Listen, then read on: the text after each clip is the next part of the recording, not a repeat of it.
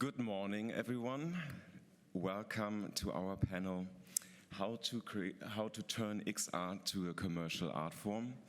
My name is Ulrich Schraut. I am the Artistic Director of RAM Festival in Hamburg and also the XR and Immersive Program Lead for the BFI in London.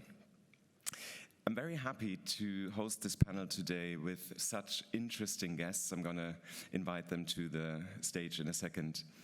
And thanks to the Creative Europe desks for inviting me to moderate this panel, and also thanks to the whole team of the Venice Production Bridge, and especially Liz and Michelle for creating such a great program here at the Venice Film Festival.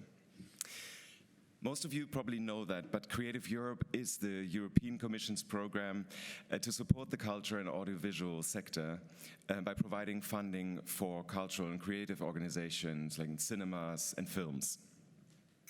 And the Creative Europe desks in Europe built a network of offices in all member states and provide local and European information to the industry. And for this event today, actually desks from Italy, Germany, Netherlands, Belgium, and Portugal have joined forces and in cooperation with the head of the Venice Production Bridge here, Pascal Dio, and have decided to dedicate this event to the pressing questions around XR and distribution. All schemes of development of the Creative Europe desks are open for funding for XR projects. I'm not sure if everyone is aware, but we're going to hear about it in a second. And as with most funding opportunities, the projects already have to submit a concept for distribution at the moment when they submit their application. And as of yet, and we talked about this in our preparations, there's no funding available for distribution, only for development and execution. And also, I think worth noting is that the European Commission announced in 2020 a new platform called the Virtual and Augmented Reality Industrial Coalition. And this informs policymaking and encourages investment and facilitates the dialogue between the stakeholders. And it's there to identify the key challenges for the European XR sector. Just a bit of housekeeping at the beginning so you know what to expect. First, we will hear a short presentation by Lucia Langarica, head of the Creative Europe desk, Europe Media Program, and followed by a case study by Rossella Scilacchi. And then we will have the panel discussion here with our guests and a short Q&A in the end. And I was asked to share a few personal thoughts around XR distribution, and many of you might know that my background is not film or game or technology, it's actually fine arts and theater. So I think I have a little bit of a different view, a different perspective. And with many of the works that I curate and that we see also, for example, here in Venice, they're very installative, or often they have a performative aspect. So conventional models for distribution that work for film, like on demand or platforms, just simply don't work. And for any XR project, there's no perfect distribution strategy yet. We still have to crack that perfect idea. And I think this is also due to a lack of hardware in the households, obviously. So it's much more difficult to actually get to the people we want to reach. The main distribution models at the moment are those of cinema, or the ones of video games, or software and technology, or performance and exhibition. And none of these are specifically designed for XR projects. And also the technology changes so fast, so it's very difficult to keep up in the cycle of a project from inception and development to the distribution. Often the hardware has changed completely. A few days ago, a very interesting report has been published by Animation Studio. I'm not sure if many of you read it yet. It was written by Michel Crano and published by XR Must, and also co-authored by Mathieu Gaillet, who's also here with us. And they are comparing the different distribution models and took many interviews with very different people and stakeholders here from the XR world. And they are identifying the key problems that we just started to talk about. There's no dedicated XR distribution model and no platform that we can actually rely on. Also, the problem is the funding streams pressure the projects into sort of marking their projects as either a film or a game or like a performance or something. And often the works that we see are crossing the boundaries. So it's very difficult for the projects in the funding and application phase to sort of decide which way they want to go.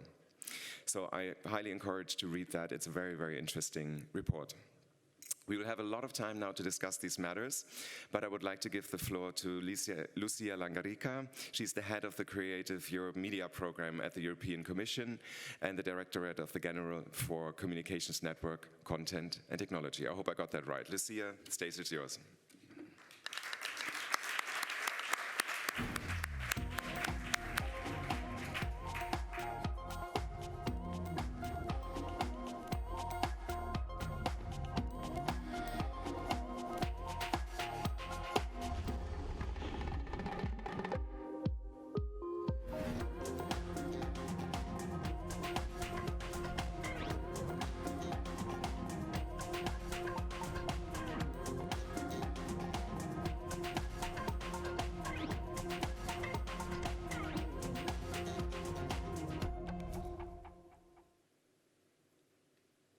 Well, thank you very much for the introduction, and thank you very much to the desk of Germany, Netherlands, Belgium, Portugal, hope I'm not missing anyone, for the organization of, and Italy, I think, for the organization of this meeting, and also for the Venice Bridge. Because I'm glad to be here. I have to say it's my first meeting with the industry after 2.5 years, and it's really great to see some of you in person, and we see how much the industry has changed over this period of 2.5 years. I really wanted to thank you, as I said, the desk, because they are not only there to help you prepare the applications, they are really there to bring this European dimension to the activities that are implemented across Europe. And I think the organization, this joint pan-European organization of this event, shows how important their work is. So, and thanks also for having chosen this title, because I think it's really great and really gives a wonderful introduction to what we are going to be discussing today. So for us, VR and AR, XR is more and more important, is growing in the European policy agenda, but also in our funding instruments. And for us, first we are treating this as an ecosystem. And I think this word ecosystem is important. Something you mentioned, Ulrich, is because it encompasses a lot of different people, from the creatives, the technologists, the designers, the UX designers, the academics, people from other branches of the creative sectors, and even beyond the creative sectors. And I think more than other segments of the audiovisual industries, is extremely important to work across sector and across disciplines. That makes it very, very unique. And I think we need to build, when thinking about XR, we need to build on the EU's assets. And the assets is certainly the creativity, the content, and I'm very happy that we'll be having a wonderful example of this in a couple of moments. So thank you again for being here. And another asset we have is the technology. We are good at developing research and development. We are perhaps less good at exploiting and deploying that technology fast enough. Well, I'm sure we'll come back to it.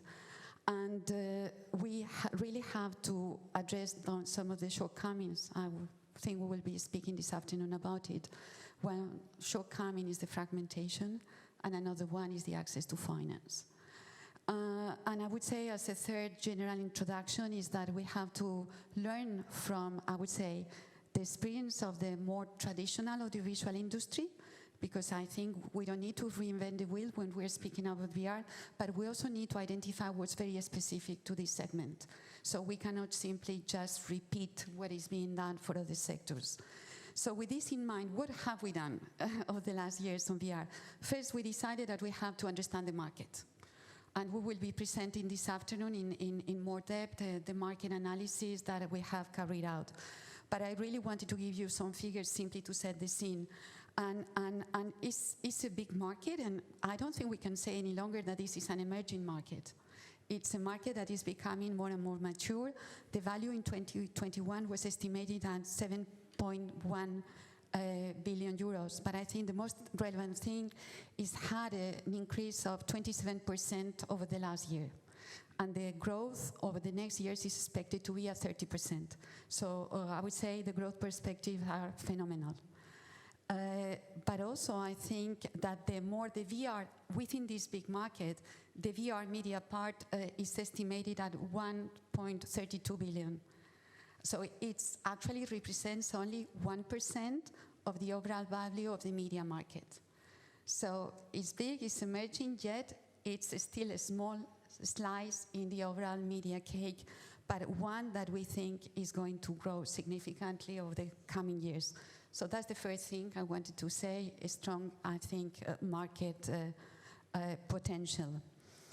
Then another thing we wanted, or another topic we wanted to address, as I said, we are good at technology and content, but we are perhaps less good at putting together the people dealing with the content and putting together the people dealing with the technologies. And this is exactly what we have tried to do through the setup of this VR coalition. So let's try to bring everyone together around the table, discuss common challenges, so that we really can facilitate faster, I would say, deployment of the technologies. We can identify what the shortcomings are. For example, in terms of standardization, it's a good example, or others, so that the two communities that sometimes speak different languages can actually, even if they can't speak the same language, at least understand each other. So this VR coalition is shaping up. It's not an end process. It's something that is in the making. And for the time being, there are 46 signatories that have agreed to work together and have signed a common statement where they have expressed their intention of working together. But I wanted already to say that if some of you are interested in joining this group, it's not a closed club. It's open for everyone that has the willingness to work with others at pan-European level. And I would say that the third element we have been working, of course, is the one I'm sure you might be the most interested one, is the financing one. So through this new Creative Europe program, which started in 21 until 2027, we really wanted to put more the VR and immersive sector more upfront. So the most important action we did is to change our previous development of video games, and now it's development of immersive content. This call was only launched this year, so it's a kind of a first. And if you have suggestions in order to make it better, because we know that this industry is changing very quickly, of course, we are all ears on how this could be improved. But we are also supporting other parts of the industry through training activities. There are a number, and more we see more trainings funded through the media program devoted to XR activities, which is something we welcome. We support some markets, like this one, and we support a number of festivals on XR. So, as part of a new media action on innovative business models, innovative tools and business models, we also see some projects addressing VR and even metaverse. So I said that when thinking, take into account this holistic view of how media is actually already supporting the whole VR ecosystem. And again, distribution is something perhaps that is the missing link, and we very much welcome your views on what is needed, what is different from a traditional distribution channels. I want to say that as part of the grant we provide to Europa Cinemas, there are a number of experimentations going as part of their activities, Collaborate to Innovate, and there are also some projects being implemented when it comes to distribution of VR content in cinemas. So I think at some point in time from Creative Europe, we need to bring all those aspects together and give you a more holistic view of what is happening through these different sources of financing. And I would also like to say that grants is fine, but one of the lessons we learned from the working with the audiovisual industry is that we not only need to support the content, we need to support the companies. This is very important. So we have, through another program, which is called InvestEU, that's focusing on debt financing and equity financing. So we are continuing some activities or some financial instruments we developed in the past. If you are familiar with the cultural and creative sectors guarantee facility, this is something that will continue. And I think it's worth mentioning this because through this guarantee we managed to mobilize 2.5 billion of loans towards creative SMEs. So it's big money in the end. So this activity will continue, and we are launching a new equity instrument. So we thought debt is fine, but now the next stage is equity. And there will be a dedicated instrument that is called Media Invest that will be targeting companies in the production and distribution VOD, including on the XR sector. This is intermediate financing. You cannot apply directly, but there will be funders that will be presenting proposals. So the idea is that the private investment understand better this emerging market, and there is more private money flowing into your activities. So this is what we have come up with for the moment. But as I said, this is really a sector that is evolving at speedlight. So I very much welcome listening to what you think should be the direction we should be taking when it comes to our financing. So thank you very much. And we, as I said, happy to not only to listen to you, to exchange after this event. Thank you. Thank you.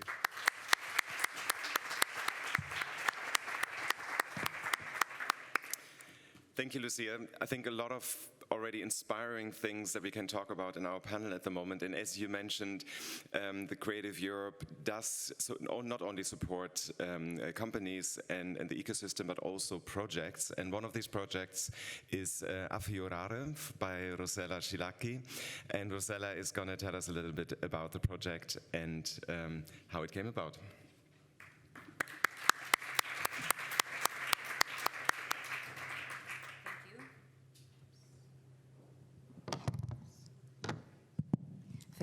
Thank you for the invitation. I just want to explain very briefly how we worked and how was important for us the support of the Italian and the Portugal media desk, because they really helped to think very well about this new production and the future and the distribution of this production. I just want to show you some briefly images of the project so you can understand how it's complex, because from the beginning we thought to address different medium and different way to stylistic way to do it. So part of the project is experimental project, experimental documentary, was made with the people in prison, because the topic is about mother and children who live in prison together in Italy in different detention centers. So of course we started from a more, if you want, because I'm anthropologist as well, more anthropological perspective to understand what is the perception of mother and children of the space where we are living, what are the fears, what are the hopes, the dreams for the future. So we work a lot about that, but then immediately we thought to use illustration and animation. I try to go on to, sorry, it's not, I don't know if I can, I'd like to go on with the slide, but I think I don't manage. Anyway, I keep speaking. So when we wrote the proposal for media, we got the funding for development. We already knew that the research part for us was the main point, because we really need to work a lot. We can go also in the next one. To work a lot to be able to shoot in this kind of environment where, as you know, it's very difficult to bring cameras. It's more difficult to bring a 306 camera that shoot everything. So we really had to work and to see where to put the camera, who is going to shoot, who's not, to ask the collaboration of the mother, to see if they wanted to participate or not, and especially how to grant anonymization, because they couldn't show the faces of children, of course. If you want to pass to the second slide, please. Thank you. So also we fought different, so all these challenges actually were help the creative part, because for example we fought to dress the children with a costume like Spider-Man or Ninja Turtles, so they could play in the small corridor of the children, so move and show the space of 360, because we really try to use all the space to give the sense of what does it mean to live in a prison, but find always creative way, also a little bit surreal. And can you go on the next slide, please? Funziona? Okay. But also really work a lot about animation. I just want to show you the two, so as you say, we shoot, this is a really shooting, this is a very old prison in my city, in Turin, that is from the 18th century, and is built really with a panopticon system, but we decide to insert all the animation in the images. I worked, so we work a lot in making workshop with the children and the mother to understand which kind of imaginary they had, which kind of story they could tell through images. And for me was, I think, the best part of the project, because I was participant also, and I understand the power of images. How much can you say with a draw? Also very difficult, traumatic experience, but yet you can express in a very poetic way. So I have to thank my two illustrators. One is from Venice, actually, Anna Forlati, that followed me for 3 months. We went every day, in the every week, in the prison to make the workshop with children and mother, and the Portuguese illustrator that then work with all the material we produced during the workshop, and we really thought about a metaphor that could apply for all the project to respect the mother and children feeling, and that for all of us was very important. So all this, also we found a new way, because we really wanted to show the people, but we couldn't show the face. So thanks to the illustrator, we thought to make animation of their facial expression. So you can see the body, you can see how old are the children, but also how young are the mothers. And you can see all this beauty that is inside this prison center. So just to briefly speak about distribution. So since the project is so complex, we thought different strategy. So for example, in Portugal, there is a very well network system about art gallery and animation. So and there are some funding. So the idea is to valorize the work of the illustrator, so create very small installation with all the paper, because the illustrator work in paper, all the paperwork of the artwork of the illustrator, and try to bring the piece in art gallery, museum, connected with illustration and art. In Italy, I created a very strong network about social association, NGO, working with in social way, with educator, prison, psychologists. We work a lot with, they help a lot. So the idea is really to bring these, still we have to think it, but through museum or institution to also show the piece. Because what I really wanted from the beginning, when we apply to media, is to address teenagers and children. Because I think I'm traditional documentarist, and I have a son, and I really see how much young people hate documentaries. It's very difficult to let them see a documentary, although you try to do your best. While if you say, do you want to see a kind of experiment documentary in virtual reality, they are very excited. And this happened to them, because when I said, oh, I'd like to do a documentary, they were not, but you have to interview us. No, it's a VR. So everybody gets very excited. They brought the camera, we try, they put the Oculus. So that's to say, this new medium can help us to to involve and really have the participation of young people and address social content that are important for young teenagers that will be the adult of tomorrow to be really involved.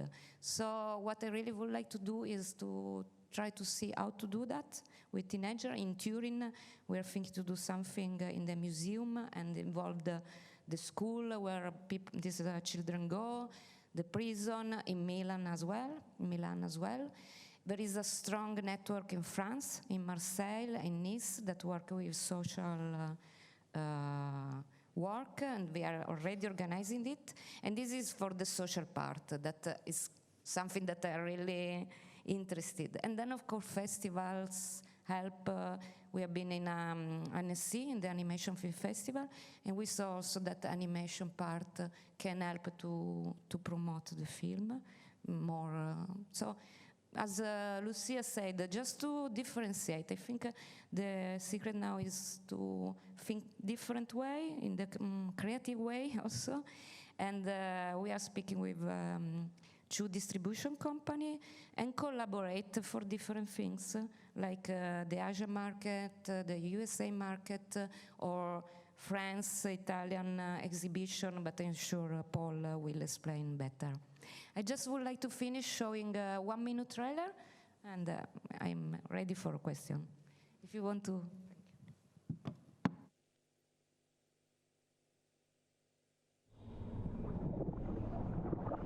La mamma sarà la principessa. Io sarò il lupo.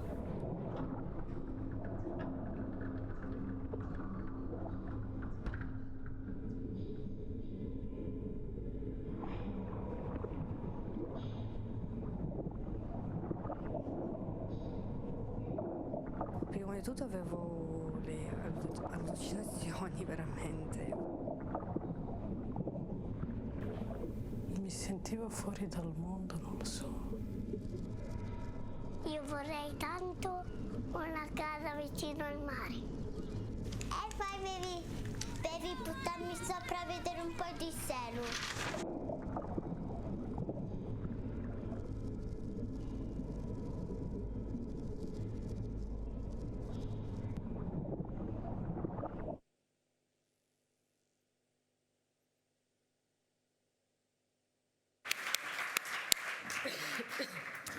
Yeah, thank you very much, Rosella. I think this already gives a lot of things to talk about in our panel, and I would like to ask to the stage Babette Weintjes and Paul Bouchard and Alexander Herrmann.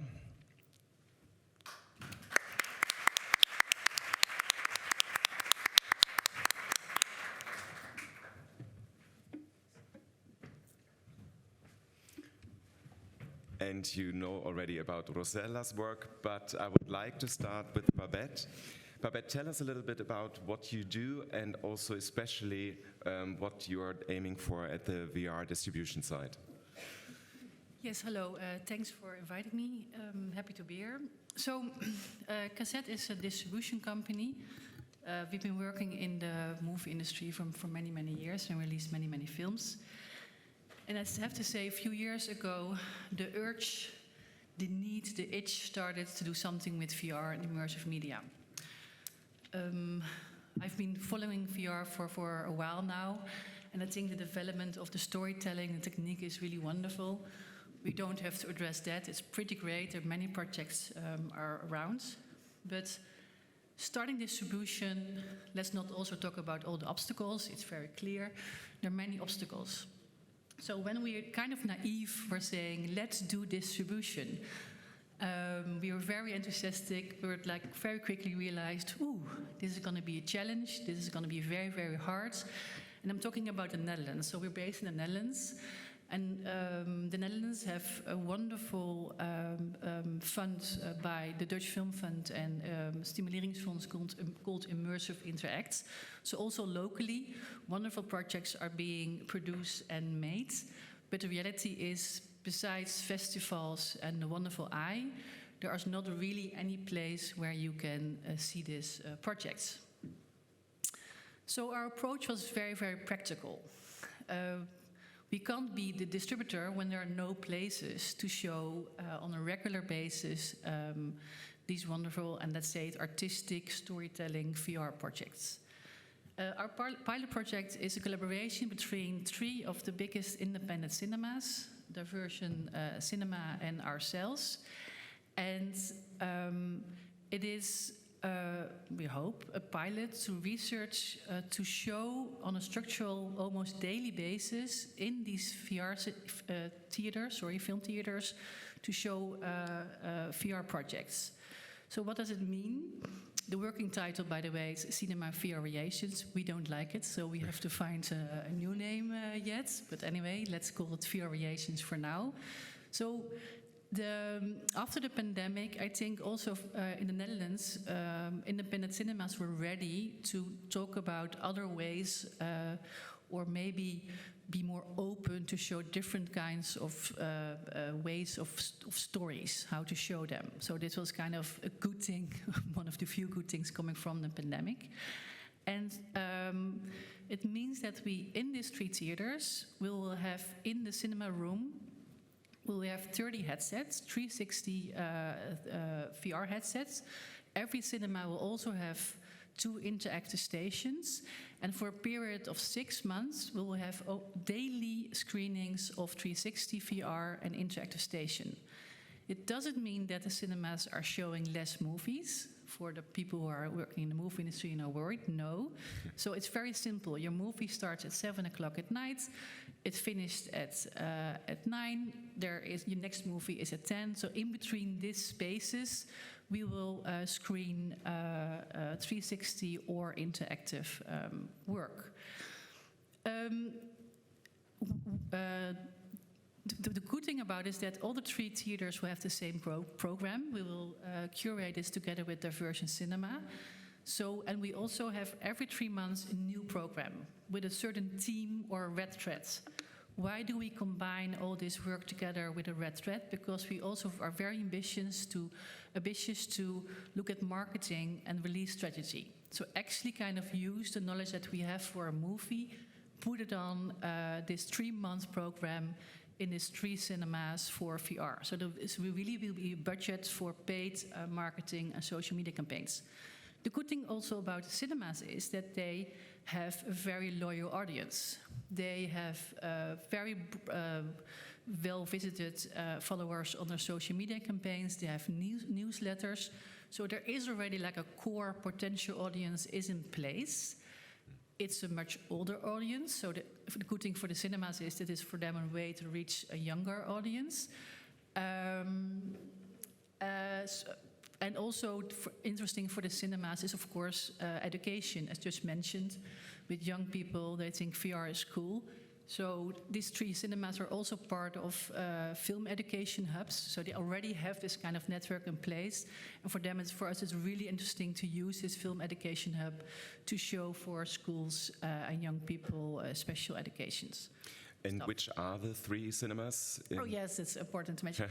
So this is Lux in Nijmegen, it's Lantaarnvenster in Rotterdam, and it's Schuur in Haarlem. So these are the 3 biggest independent cinemas in the Netherlands, and they kind of spread all over the country. So it's not only in the, let's say, in around Amsterdam, so it's from the east to the west to the north.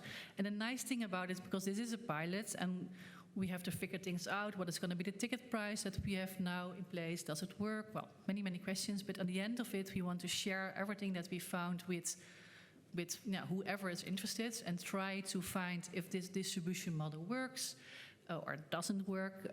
Is this a little base of an ecosystem? And a nice thing for me to mention last, I can talk about it for hours, but is that that other independent cinemas have shown a strong interest to join, to have like a kind of network of independent cinemas experimenting with VR. So that's pretty cool. So we want to have, like, after pilot, a phase 2. So it should not be a one-time thing. The point is to make it like a fixed place into the programming of cinemas. And if I understand correctly, this has been partly funded by the Creative Europe desk. Yes. Can you tell us a little bit about the process of the application and also how sort of how the communication works and how they supported you? Yes. So to be honest, I think this. That's what we're here for. Yes, be honest. This version, and it's. I think it's very. We had the first version was for for more countries in Europe. So we wanted to do it from Lithuania till Italy, and I think that was quite ambitious. So we started from, let's do whole of Europe. We kind of went back to do it local. I think it's much easier. And then Europa Cinemas is the digital innovation scheme they had. We applied for that. And immediately we got a very, very positive response. I was personally a little bit scared that they would think it would be a threat for a cinema. But we explained that it was not happening, so this was a big relief.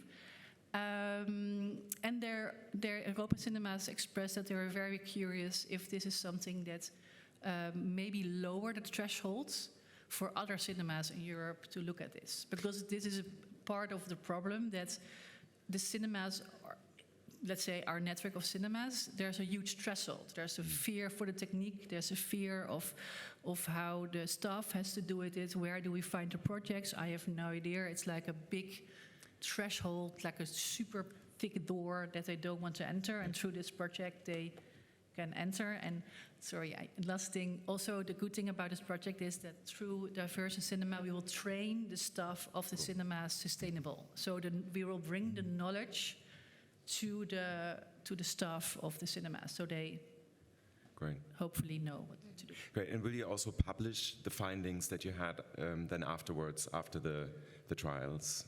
Yes. So it's I forgot to mention that our other big fund is a new Dutch fund in the Netherlands called Cultuurloket Digital. They just started, and we were one of the first projects to get the funding. So that's pretty great, and they also find. I think the people to have to mention this fund, they're also from the artist side, designer world, game world, and more creative people.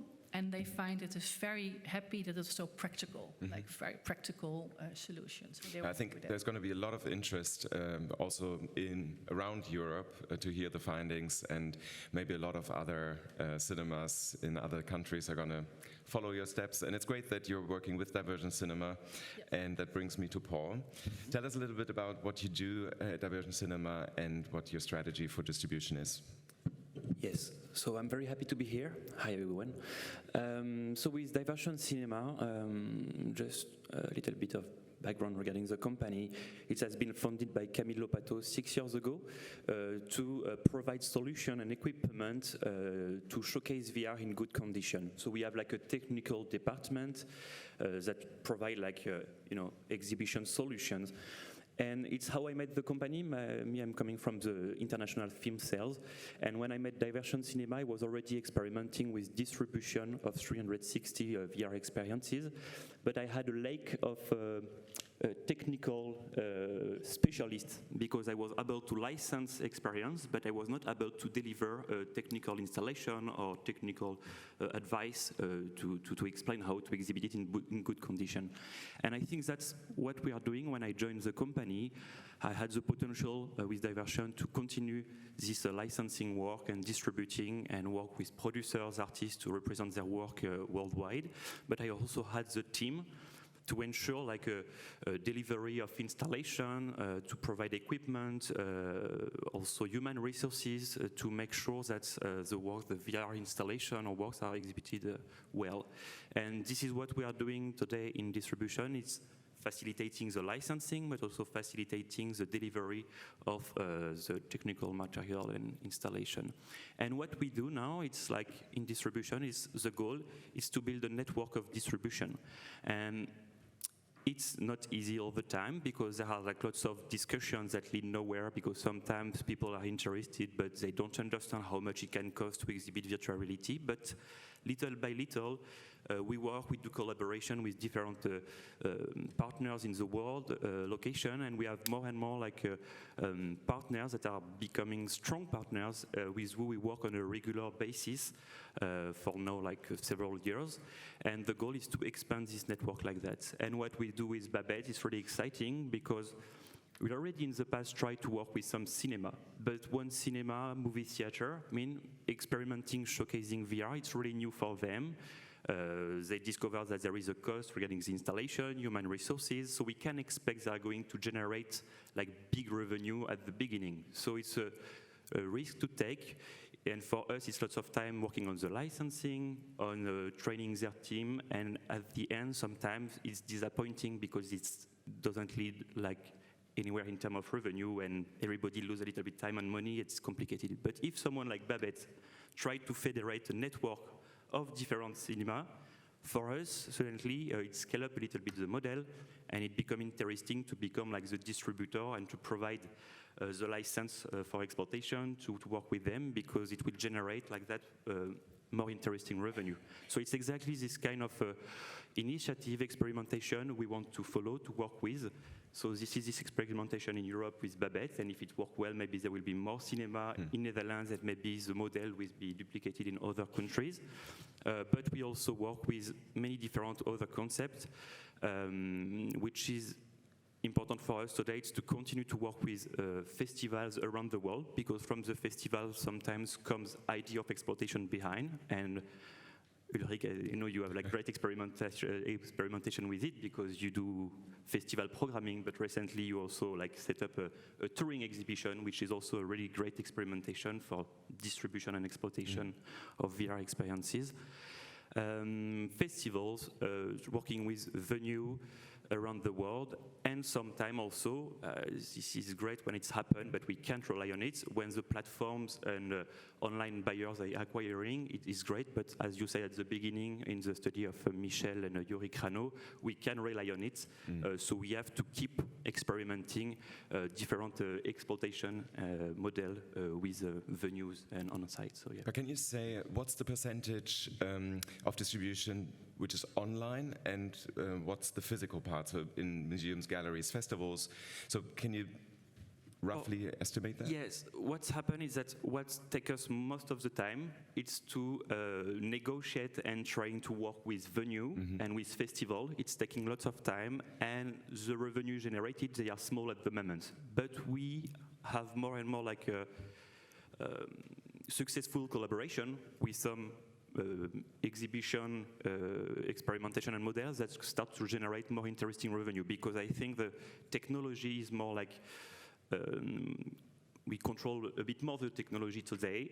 There is a knowledge and expertise that grow up little by little, and we are more and more performant in terms of exhibition models. So it starts to be better on the exhibition side. Then when there is an online sales, it generates in general lots of revenue, but once again, it's not reliable at the moment. It can happen or not during the year.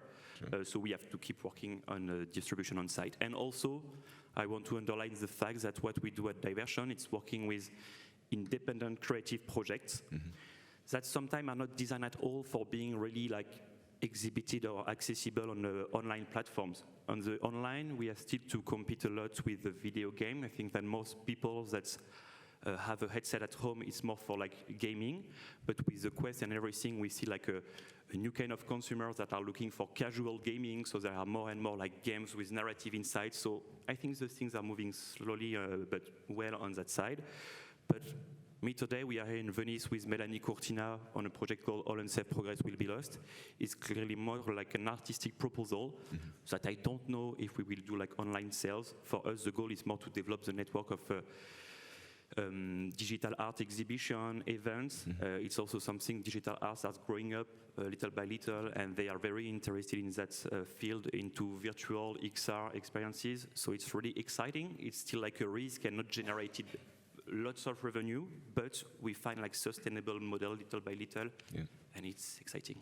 Yeah, great. We come back to the different distribution models in a second, of course. But Alex, you have a project here in the financing gap market, but you have also worked, if I understand correctly, in the educational side of things with 360. Can you tell us a little bit about your company and your background? Yes, thanks. Yeah, thanks for being here. I think I'm a bit of the exotic person here because I think we all are. So. Sure. No, like basically I have a production company called Expanding Focus. We mostly and foremost do XR content. We sit in Leipzig in Germany with 15 people, and of course doing XR content was always like, okay, like doing it is great, but where, should we generate revenues? And we started 6 years ago, and our first take on this was very narrative. Like my background is film, so doing very narrative approach with slight interactivity. That market didn't grow that much than we anticipated in the beginning. So the question was like, okay, like all these telcos and who would like the telcos went more kind of into 3DOF content without interactivity, and everybody else went kind of to 6DOF content with a lot of interactivity. So we had like this kind of niche nobody really was addressing.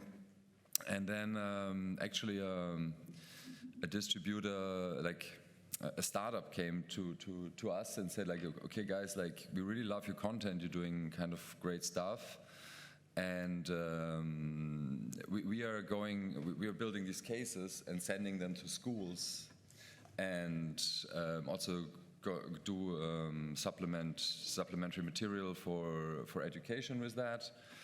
And at that time, we also finished a project which was called Cabinets of Wonder, which was with, by, and for children, like about the inner world of children, going together with a documentary. Stylistically, actually, also from the drawing, it reminded me a lot about your project as well, from the style. And we went with that one.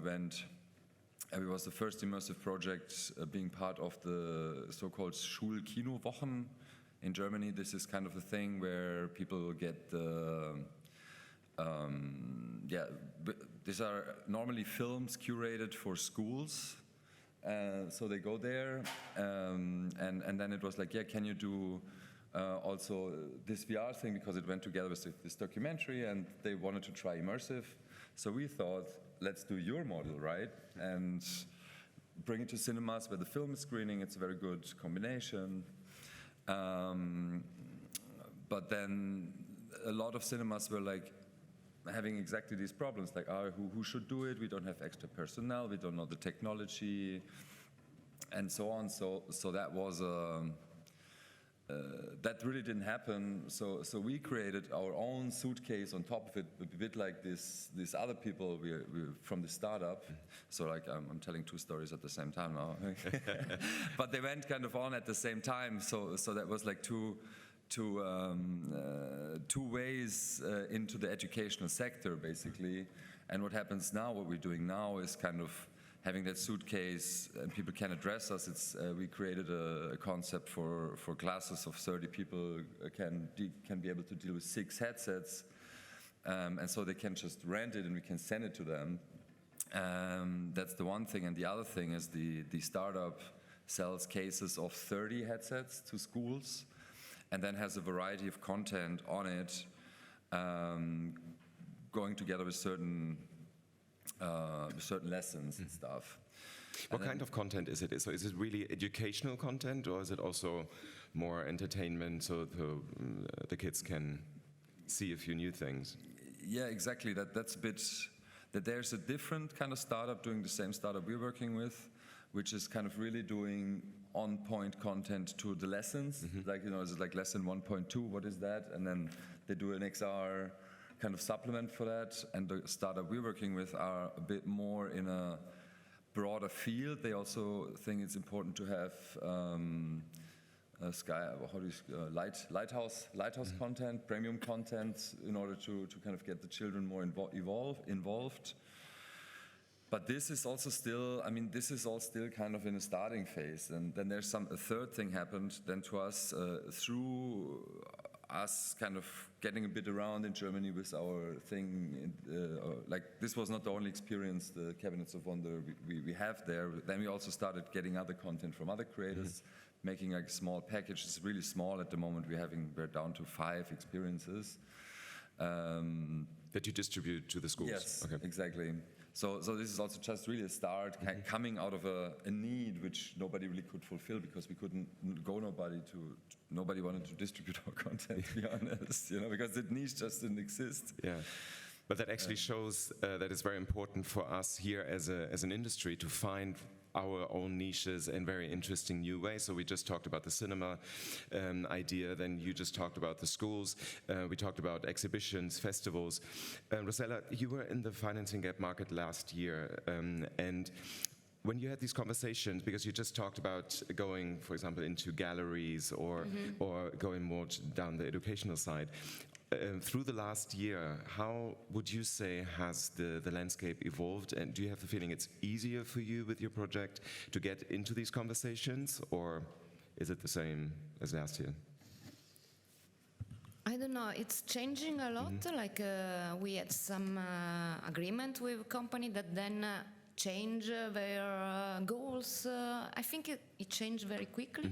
Also in Portugal, this opening to VR is quite new. They have good funding. They wanted really to step into it. In Italy, we are still working on it. There are some try. So I think it's very quick. But if we manage to share, ideas, I think also for every country. It's I don't know. There is a precedent, so we can learn by mistakes of other. And the other things is I don't know. Like in Italy, schools don't have money, so I really would like to know how they rent 30 VR. Find some way, and also find. Unfortunately, distribution needs a lot of funding because you do have to prepare the content. You have to think the marketing strategy. And sometimes what I experimented is that with this VR, you plan a budget, but then of course there are thousands or technical problems that require like 1 year work more and people work a lot. So it's very difficult to save a part of the funding for distribution. You really need to finish the film. So some funding right for distribution, I think, would be great. Very important. Also to work, with school, with cinema, with exhibition in a more collaborative way. Yeah.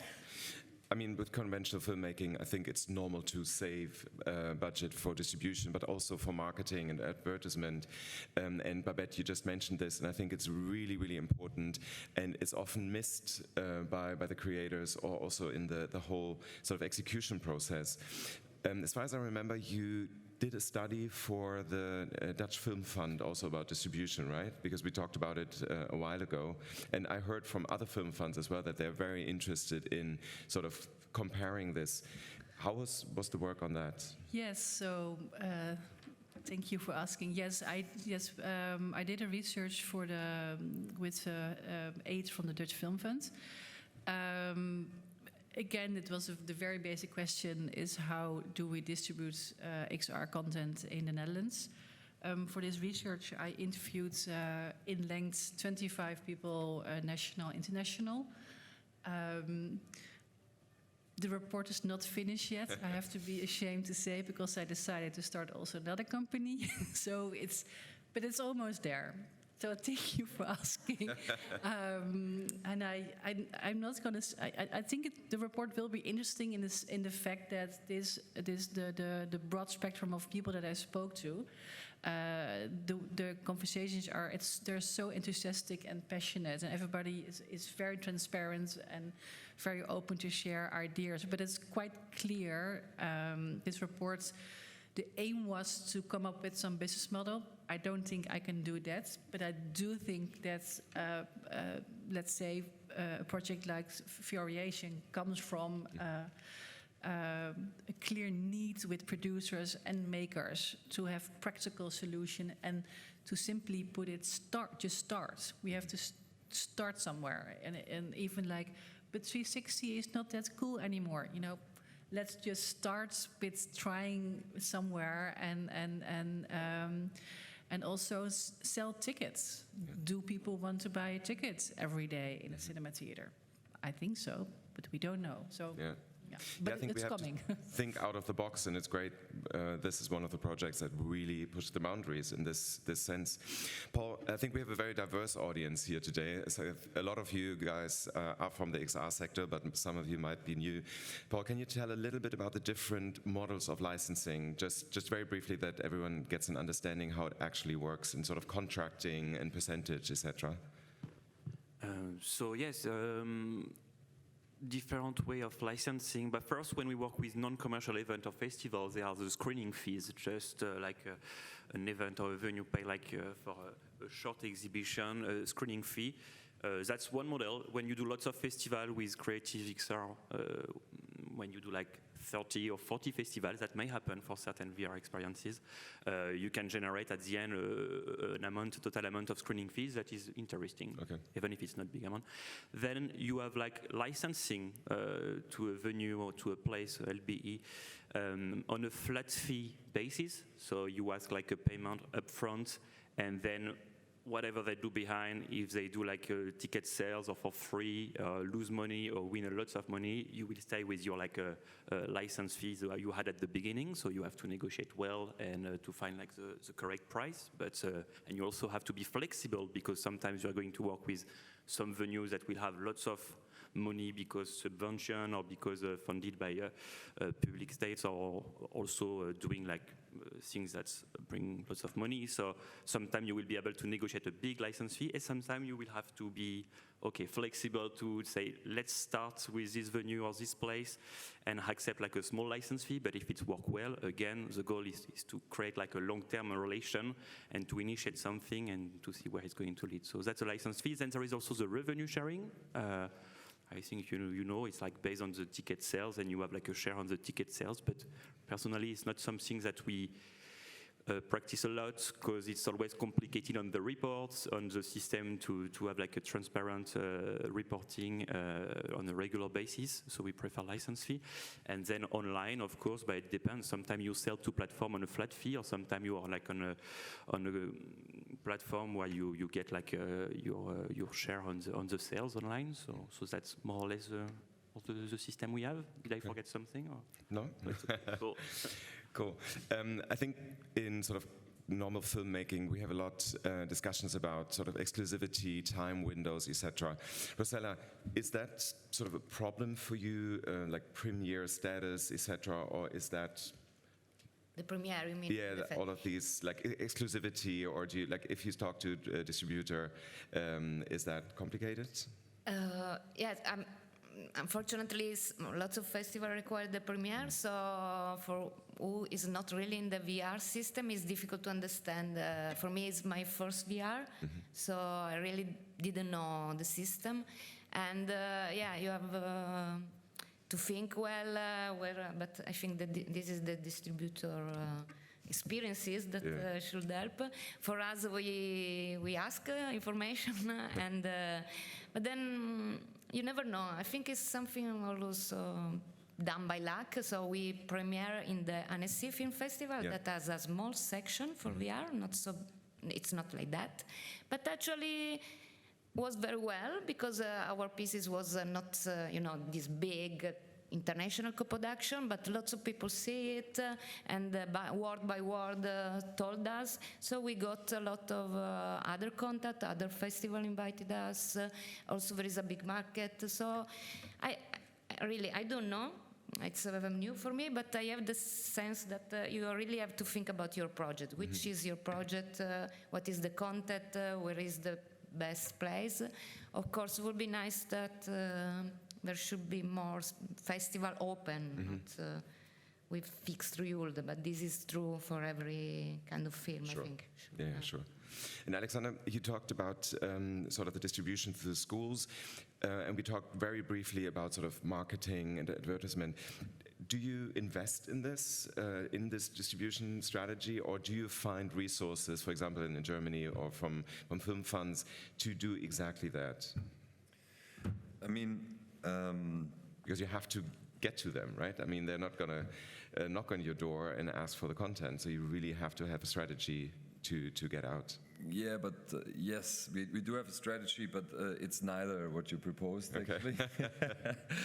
Yeah, I mean, the thing is, yeah, there is no distribution funding for XR, at least not in the local funds in Germany.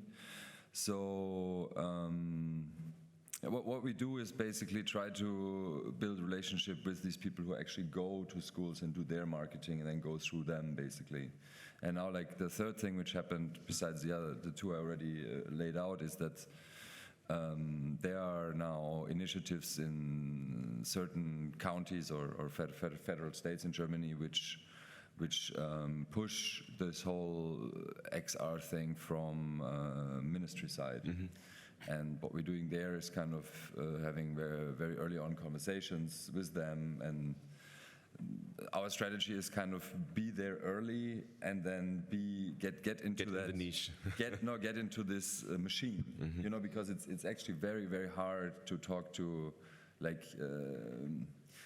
there are these publishers for school books, you know. I don't know, maybe there are 2 or 3 in Germany, and they're doing all these school books, right? So the idea is kind of getting to the point where you are like one of these 3 guys who are doing that VR stuff, you know, or work together with other people, like as we did with the startup, to be these persons who the school entities, like on a higher political level, will tie very close relationships with, and then you're in the game, right? And then you don't need to do marketing, because then you're like one of these guys.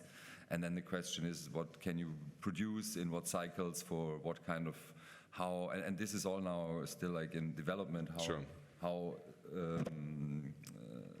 lighthouse is it, or how tailored to the schedule and all that. So that's basically our strategy there. Interesting. And Paul, you mentioned that you work with the artists on the distribution side. You don't commission work, I think, but you do sort of advise the artists on an early stage when they come already with their projects. Can you tell a little bit about the process that you have in place for that? Yes, it really depends from a project to another one. And as you explained at the beginning, there was not like a global strategy for XR creation. There is like kind of a strategy to design for each experience. So when we manage to start a discussion at the early stage with a project, it's always great, because we can start, depending on what the artist wants to do, we can start to talk, to give like concrete feedback on what is our experience in exhibiting and distributing VR, and maybe to advise on what could be the concept of installation, but also other practical things like the language can be an issue quickly if you have like an experience based on dialogues a lot when it comes to distribute worldwide, because there is a problematic link to the localization. So we debate about that. When it comes with an installation, to think about the reality of having an installation. If it's too heavy to carry, maybe it's better to think about what we really need to have and what can be duplicated easily if we have to send it to the other side of the world, because it's better in terms of it's easier to finance the exhibition at far away if it's not like a big thing to ship, and also it's better for the planet, I think, to rebuild things locally rather than sending like a big container of stuff.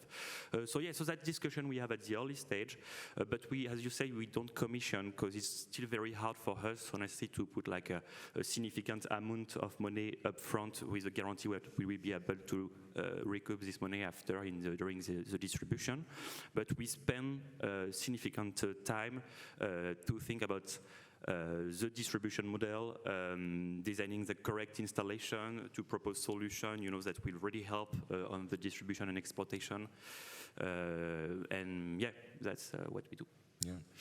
Very pressing matters that we talk about, but we don't want to just keep it here on the panel. I'd like to open the floor for questions to our panelists. Does anyone have a question? Avinash. Do we have a mic? Yes, someone's coming. I can try and talk really loud. Yeah, we can hear you. Hello, Avinesh. Microphone is coming. Thank you very much.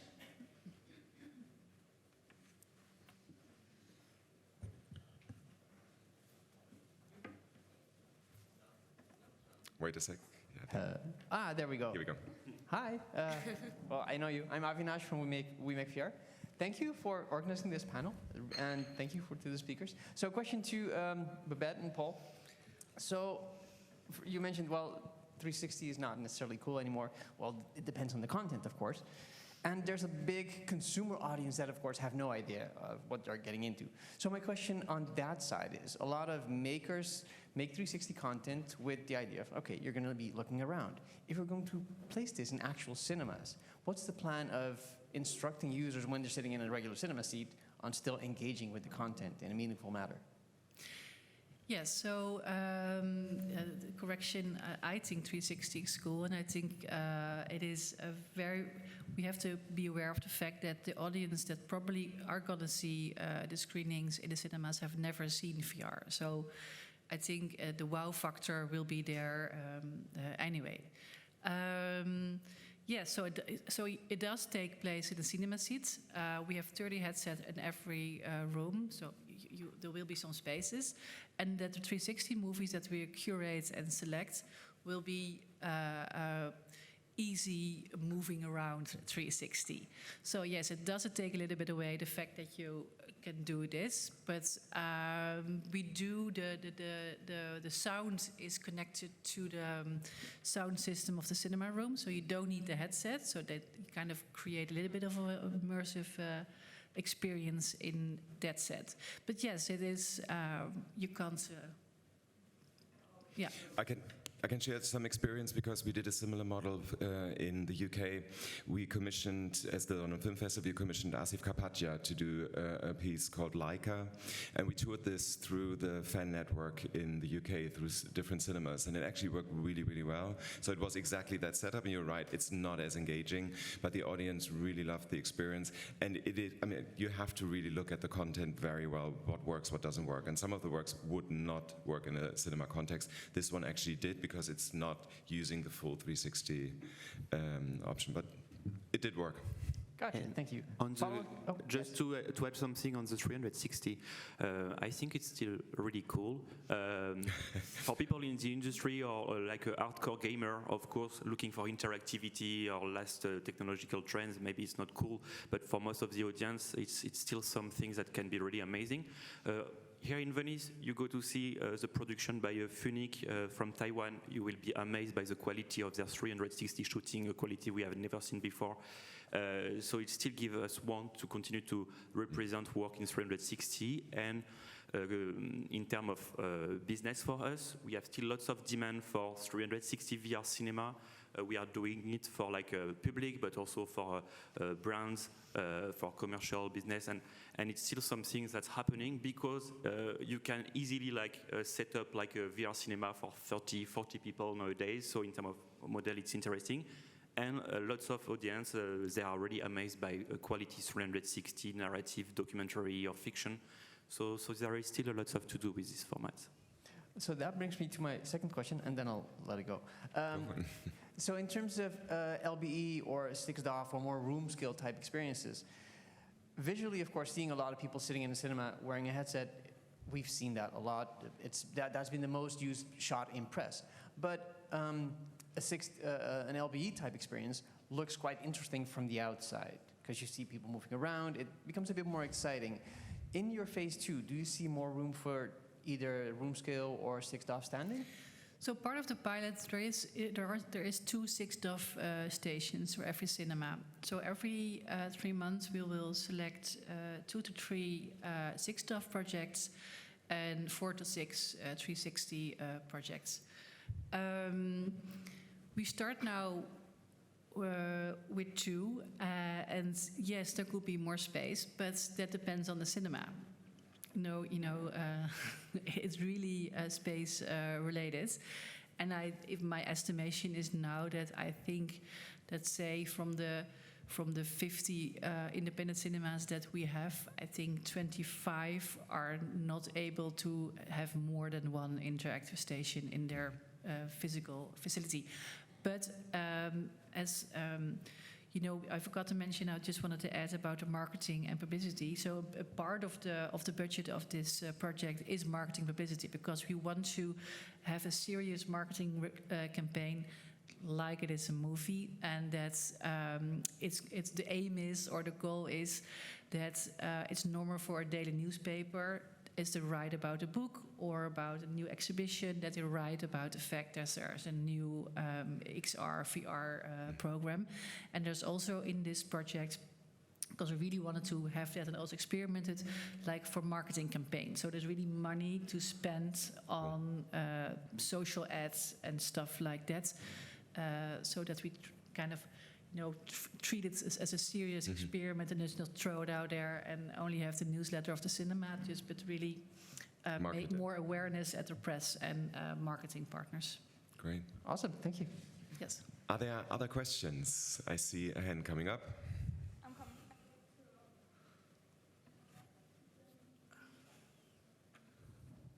Just to add that free roaming is really exciting. We also have like one experience in free roaming with Inner Space called Peach Garden, and it's really great. But you need to have space. We need 100 square meters, but it's worked well. And also right now, what's happened this last year, there was like a real game changer in terms of room scale experience with the ESS, the Infinite exhibition from the Five Center, or recently in Paris. So we have like Éternel Notre Dame, or the visit of the pyramid in Egypt, which using like system with amazing like room scales with 100 people in 1 hour. So you have like a real business model behind, but it requires still a lot of logistic and a big investment at the beginning. So it's coming little by little, but yeah, it's you needed to invest at the beginning to have it, but it's work.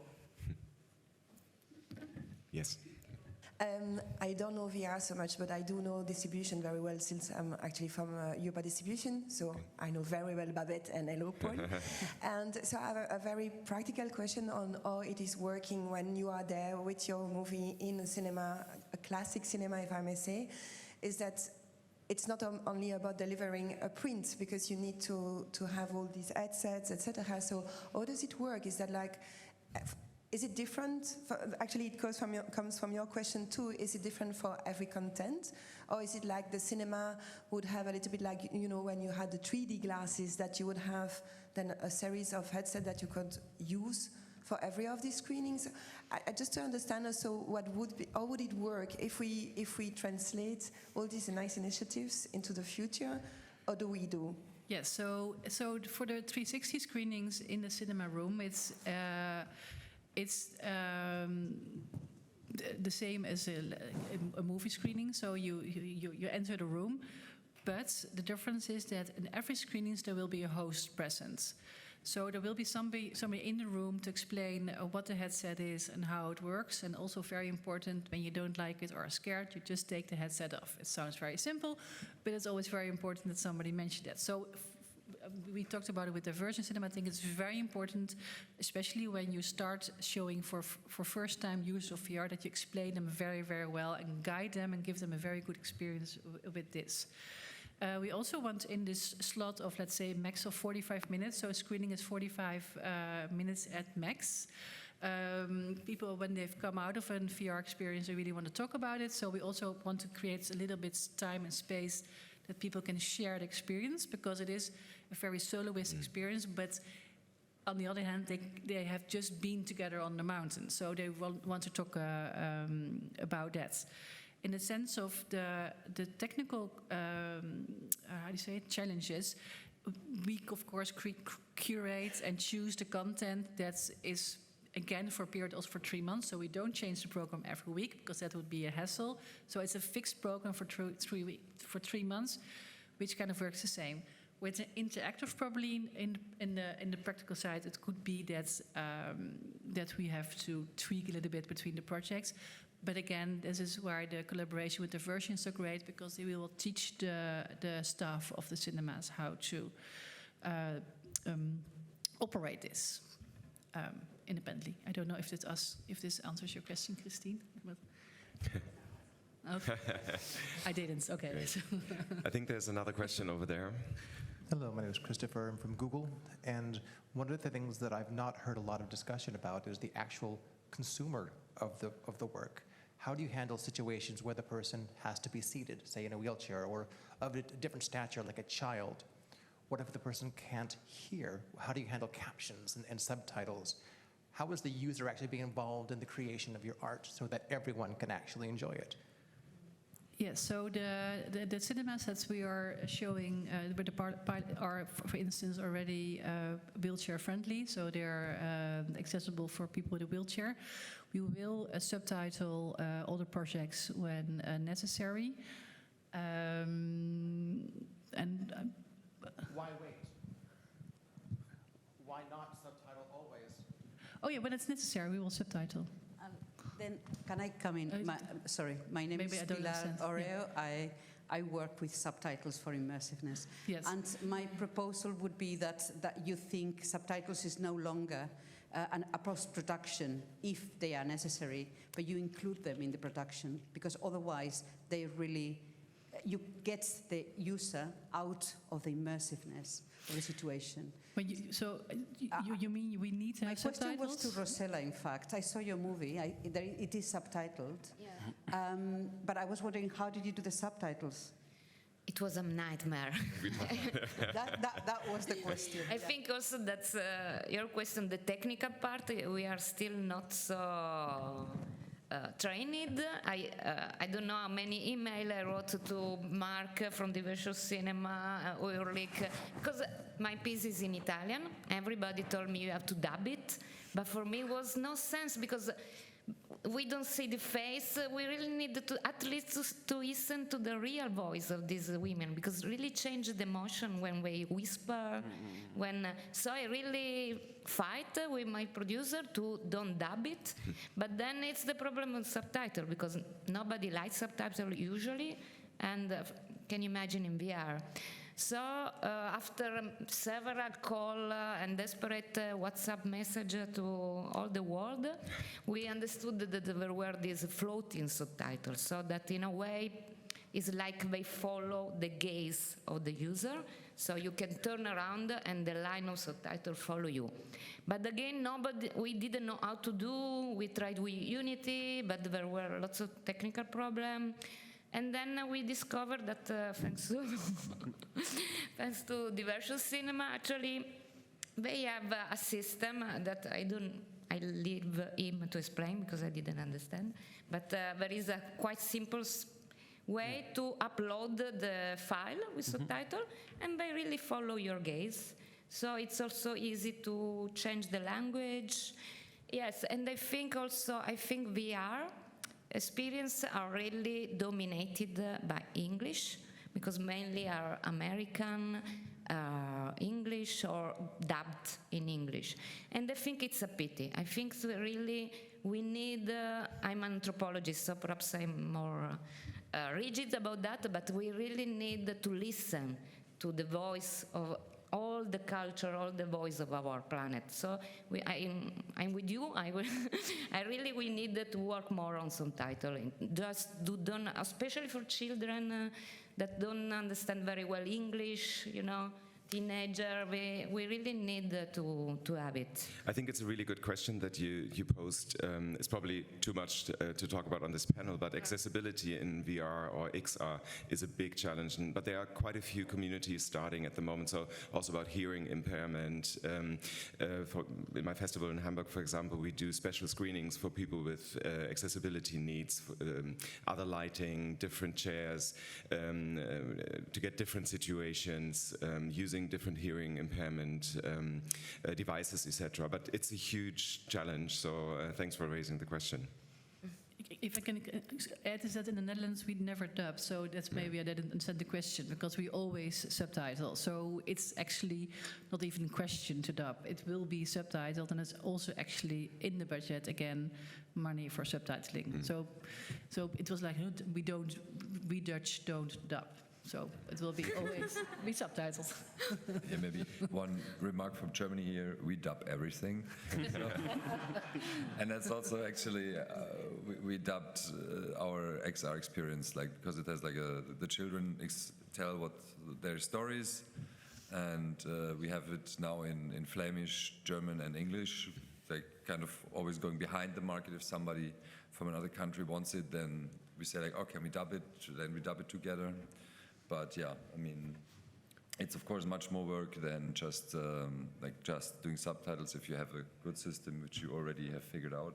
And it's just we are using like the SRT files that are with the dialogue list. You can easily like translate and with a certain player play the SRT file. So it's easy way, but then it's subtitles floating in front of you. So for certain experience, it's not really adapted, but it's an easy way to subtitle. No. But again, earlier I was talking about the fact that when you do like international distributions, the language become quickly like a problematic because of that. I mean, we work a lot with Korea, Taiwan, or China, and there, if you go to a festival, it's okay to have an experience in English, but if you want to go in an exploitation more for like a wide audience, it's not enough, you know. So you need to put subtitles or to make dubbing, and it's become like complicated discussion because you need time to do it, you need like extra budget to do it. So yeah. We have an expert there, so we can go to you. I think we have time for one more question. We have one here.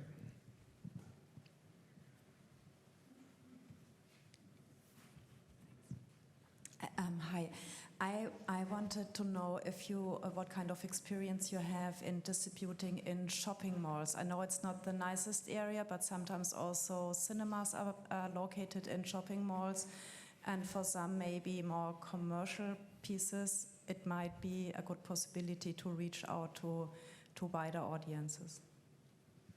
I don't know if we have like experiences like especially situated for the design for shopping mall. We had like nice experience. By instance, we work a lot with the Forum des Images in Paris, which is located like in the middle of a subway hub and shopping center. And during the festivals that happen every year, we do like a VR theater in the middle of the shopping mall, in fact. So it's a way to reach new audience, to make them discover that virtual reality is not only gaming or pure entertainment, it can be also culture, arts, or discovering new things, new culture. So this is great. Then most of the experimentation or things I've seen in shopping mall in general, they are more like VR arcade or like gaming, stuff linked to a big French IP like Star Wars or thing like that. I think it's complicated place, you know, the shopping mall, because people are here for looking for entertainment and consuming, so it's not maybe the best place for the experiences we represent, but maybe for more entertainment it's better. I don't know if someone else has particular experience with shopping mall, but personally some, but not so much. Yeah, we don't. But what comes out of it is that we need to think out of the box in terms of XR distribution. I think we have heard very many different possibilities and models today, and I think there are many more to explore, and we are a room full of people with loads of ideas, I hope. So I hope we're going to drive this industry forward. I'd like to thank these great panelists, but also everyone from the media boards who organized this panel. So thank you very, very much, and have a great day.